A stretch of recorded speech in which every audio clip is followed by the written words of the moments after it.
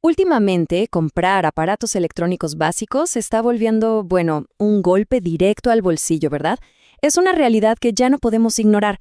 Digo, el aumento repentino que tuvo la PS5 en varias regiones es solo la punta del iceberg. Y si a eso le sumamos las tensiones y estas guerras arancelarias entre Estados Unidos, China y Europa, el panorama para el mercado de consumo está bastante tenso. Así que la gran pregunta que vamos a resolver en este análisis es: ¿por qué ese próximo celular, consola o computadora va a costar muchísimo más de lo que todos esperábamos? Porque claro, existe esta percepción de que la tecnología debería abaratarse con el tiempo, ¿no? Pero está ocurriendo exactamente lo contrario. Y ojo, no es una simple inflación de rutina. Estamos hablando de una tormenta perfecta de factores geopolíticos, industriales y logísticos que literalmente están reescribiendo las reglas del juego. Para entender el impacto real a los precios de las tiendas, tenemos que meternos a ver qué está pasando detrás del telón, allá en las entrañas de la manufactura global, que es donde los verdaderos problemas apenas comienzan. A ver, para entender la raíz de todo este encarecimiento, primero hay que dimensionar el nivel absoluto de desesperación que se vive hoy en la industria. Fíjense en esto. En la fabricación de semiconductores, normalmente hay un porcentaje de chips que no pasan los controles de calidad por defectos microscópicos, y esos pues terminan directamente en la basura. Sin embargo, la escasez actual es pero tan profunda, que los fabricantes de electrónicos están arrinconados, están completamente dispuestos a pagar precios premium, precios de lujo, por esos componentes que antes simplemente se descartaban. Es un dato que refleja una crisis brutal. O sea, nos indica que la cadena de suministro global no solo está bajo una presión inmensa, sino operando al límite total de sus capacidades.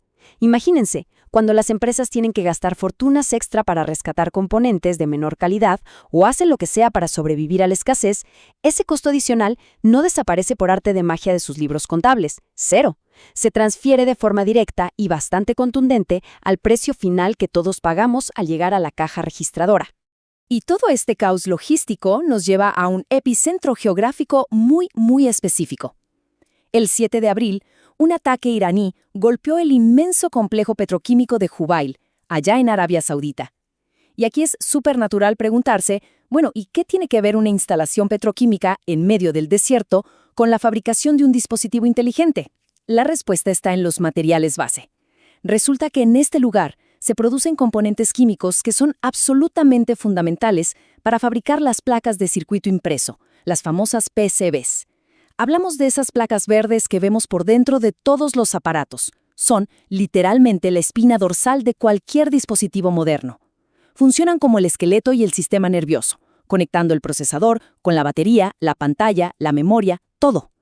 Pero para construir esas placas se requieren unas resinas plásticas súper específicas que nacen justamente en instalaciones petroquímicas como esta. Si se detiene la producción de ese químico base, la fabricación mundial de circuitos simplemente se congela, generando retrasos de millones y millones de dólares. Ahora, la verdadera magnitud de este problema radica en el monopolio tan impresionante que existe.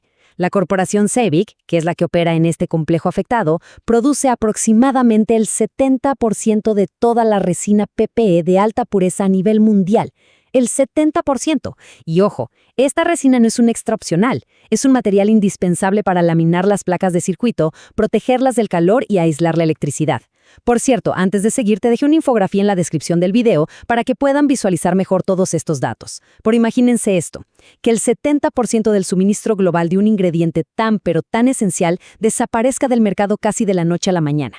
Es un cuello de botella logístico casi imposible de resolver a corto plazo. Es un golpe inmediato y paralizante para miles de líneas de ensamble en toda Asia y es el preámbulo perfecto para una escalada de precios. Y bueno, la historia se complica todavía más porque los conflictos en esta región tienen ramificaciones increíblemente profundas en otras industrias. Por ejemplo, los principales proveedores japoneses de fotorresina dependen del Medio Oriente para obtener más del 40% de su suministro de nafta.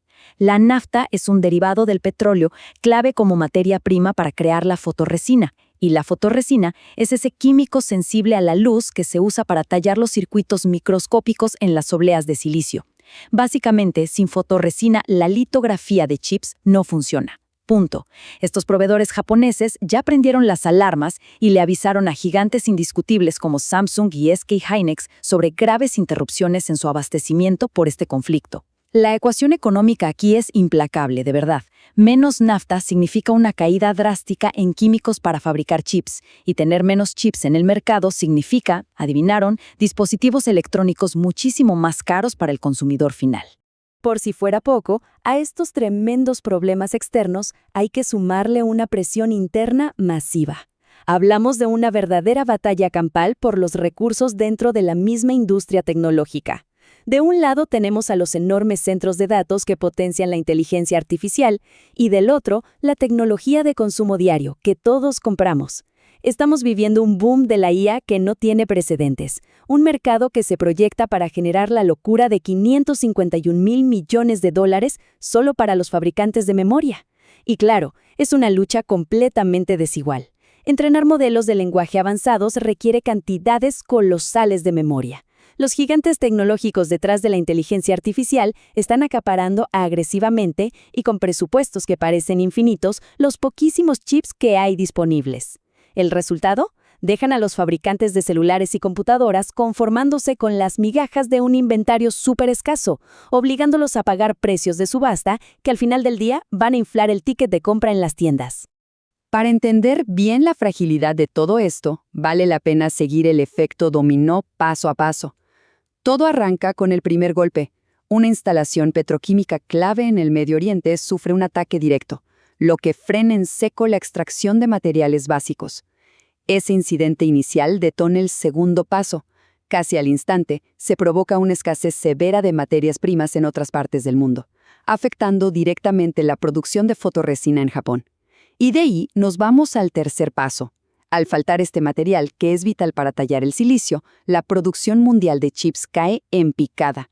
Los inventarios se vacían y los gigantes tecnológicos entran en pánico, acaparando lo poco que queda. Finalmente, llegamos al inevitable cuarto paso, que es donde entramos nosotros. El comprador minorista asume la peor parte de la crisis con una subida drástica en los precios. Es un recordatorio brutal de cómo un problema a miles de kilómetros de distancia tiene el poder de encarecer, en cuestión de semanas, el teléfono que traemos en el bolsillo. Y a ver, si el problema se quedara solo en las fábricas, tal vez, solo tal vez, sería manejable. Pero la logística macroeconómica global también está a punto de reventar. La constante amenaza de que se cierre el Estrecho de Hormuz, que es una de las rutas de transporte marítimo más críticas del planeta entero, empeora un escenario que ya era vulnerable. Por este pequeño cuello de botella transita una porción gigantesca del petróleo mundial, y cualquier bloqueo dispara automáticamente el precio del crudo. Es básicamente el golpe de gracia para la logística internacional. O sea, no se trata solamente de que las fábricas estén a media máquina por falta de químicos. Se trata de que los barcos, para mover la poca electrónica que sí se logra ensamblar, tienen que navegar por rutas amenazadas.